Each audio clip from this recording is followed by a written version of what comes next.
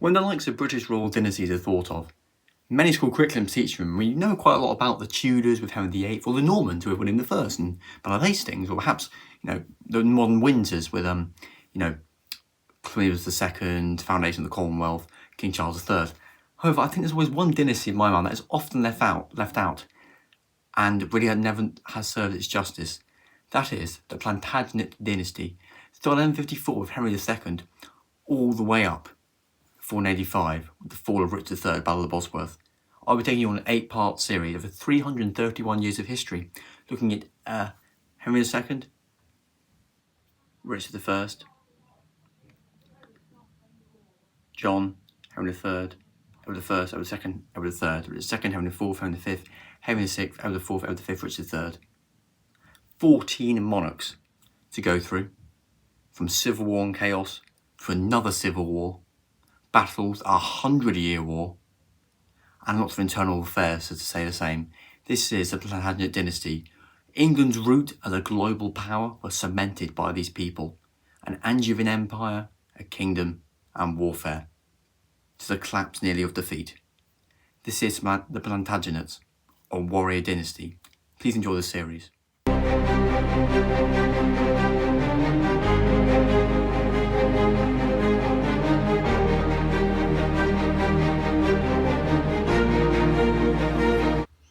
In 1216, the reign of the great King John, nicknamed the Bad King John, comes to an end, and with it the Angevin Empire, England's vast territorial hold over France, is greatly diminished and comes to an end. However, he is followed by two very long reigning and very battle-hardened ready English kings, that of Henry III and Edward I. What do these kings do? How they impact England's social position, economic and political position over Europe and indeed much of the world? This is the next episode of the Plantagenet Series, Episode 3, The Conquest of Wales and Henry III and Edward I. Sources are in the description. I mentioned that in our previous videos, like you've probably seen them already. The sources and the video. So let's begin. Between 1216 and 1272, whose reign was not beaten until George III, and remains to this day the second longest ruler of a male in British history, we had Henry III reigning from 1216 to 1272, and who married Eleanor of Provenance in France. Very wise he was, Henry III, as immediately in his reign, between the years of 2 coronations in fact, the Pope wanted another coronation, just to really cement his reign after his first coronation, which many saw as a rushed. And again, being at Westminster Abbey, that future idea of a monarch being crowned the year after, or the summer after they came to his throne, was being solidified rather than rushing in to a coronation. However, future kings until around the Stuart and Hanoverian dynasties would still continue this trend. Anyway, speaking of Pope and religions I slightly hinted to a second ago, the 7th Crusade occurred during Henry III's reign between 1248 and 1254. Fact check, yes, 1254, I was correct. However, it was a Muslim victory in Egypt, and many Christian powers in the region, particularly the French, Italian and German states, these were not the name of the countries at the time, just the regions, because the Holy Roman Empire, for instance, was made up many states, and it would take me quite a while to read them all out on camera. But because it was a Christian defeat, many European countries are actually economically quite weak during the time, while England, who didn't take much part in this crusade, was richer. Which also leads on something about Henry III, is that he was not, unlike previous rulers and actually future rulers of England, he wasn't entirely xenophobic. He didn't just dislike people just purely based on who they were. He was a bit more, took pity, and had great luxurious also religious festivals and ceremonies and meals. He had a good relationship with the church.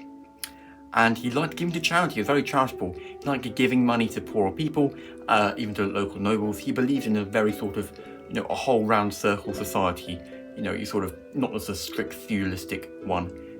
Everyone can benefit from the king helping them out during his reign. And after 56 years, it did come to an end. He was a good man, Henry III. I think he's probably done a lot for England. And his reign did end, with England in not necessarily a stronger position, but definitely no weaker position after John's reign. I think it was a bit of a breath of fresh air for much of England's population and nobles at the time. However, his reign was followed from 1272 to 1307, 35 years, by the Hound of Scots, the Longshanks, the conqueror of Wales, Edward I, the man himself, who actually had two wives, Eleanor of Castile. Yeah, it's thinking about Normans and Plantagenets like Eleanor's, like the Castiles. We've got a lot of them. Matilda of Castile, Eleanor of Castile. Now we've got Eleanor of Castile and Margaret of France were his two wives during his reign. And as you're probably seeing on screen now and generally throughout this video, Edward I built a lot of castles in Wales during his conquest of Wales. He wanted to conquer Wales. He saw Wales as a sort of soft underbelly, a land that could be quite easily exploited, as unlike in Ireland and Scotland and, well, France and quite a lot of other countries English monarchs wanted to claim the throne over, there was not some wide uniformity rebellion or unified army to confront Edward I. It was kind of just Wales, quite mountainous, just a few tribesmen around, only 100,000, 10,000, 100,000 in total, very sparsely populated, only in a few major cities, like of course Bournemouth, St David and Cardiff. So it was quite easy for England to start controlling Wales. But nevertheless, there was a lot of resistance, hence why Edward I and many Welsh people or prisoners built all these castles. I myself have been to Conway Castle. It's very good, they're very striking, hard stone, very thick walls. It was clear of, again, like with William I back 1066 under the Normans, the idea of power and control and authority, but also the fact that it's not only just a psychological but also a physical actual use. End of the day, Edward I, as dominating and these castles are, look at me, I'm Edward I, I've just conquered your people, they have practical use. The militaristic, and he can use them as well.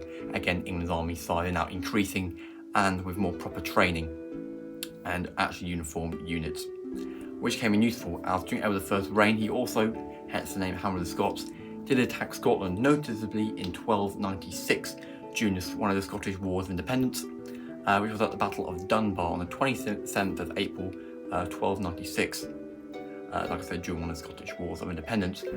However, although there was hundreds of Scottish cavalry, the British did have a fake retreat down the hill, and the Scottish army were immediately charging the English down. However, the English had very good, well-trained marksmen, some even crossbows, and the army was well-trained with heavy armour compared to many Scotsmen, only had leather or just sheets of, fabric, rather than actual chain mail or sheets of steel, light sheets of steel. So the English army quickly attacked them again with hundreds of their cavalry. It's actually unknown the exact figure. I cannot find the exact figure of how many soldiers either died or there were at the battle, but it was an English victory.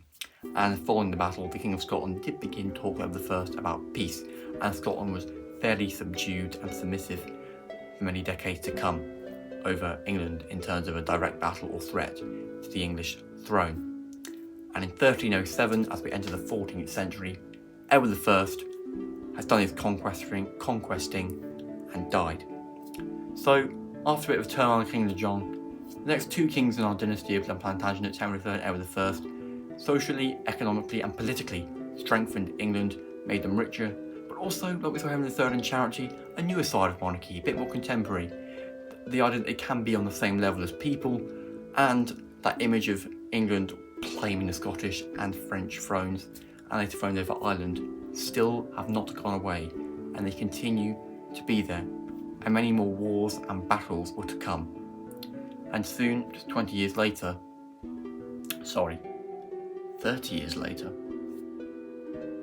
one of the longest war England ever faced in history, up until that point into the modern day, would occur, which lasted for 116 years, the 100 Years' War. But that's a story for another episode.